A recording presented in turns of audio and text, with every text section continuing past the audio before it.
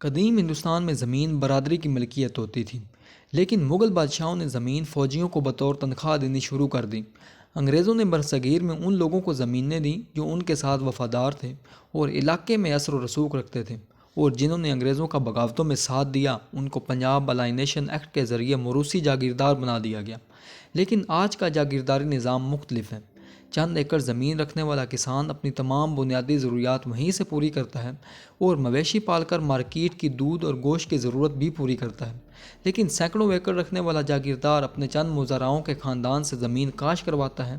مزرعہ نظام میں چونکہ آدھی پیداوار زمین کے مالک کو اور آدھی کام کرنے والے کو ملتی ہے، مزرعہ جو فصل کی پیداوار میں اول سے آخر تک حصہ لیتا ہے وہ اپنی زندگی غربت میں گزارتا ہے۔ جاگیردار کی ساری زمین کاشت نہیں ہو پاتی۔ زمین زرخیز ہونے کے باوجود بھی علاقے کی ضروریات پوری کرنے سے محروم رہتی ہے۔ اگر زمین کو چھوٹے چھوٹے ٹکڑوں میں تقسیم کر کے محروم طبقوں میں دے دی جائے گی تو پاکستان کی کثیر آبادی بے روزگاری سے بچتے ہوئے عزت کی روٹی کما سکتی ہے۔ زمانہ قدیم میں جاگیردار بادشاہ کو ریونیو دیا کرتا تھا اور علاقے میں فلاح و بہبود کے کاموں کے علاوہ فوجی مدد کرتا تھا، لیکن اب یہ کام حکومتی ادارے کر رہے ہیں۔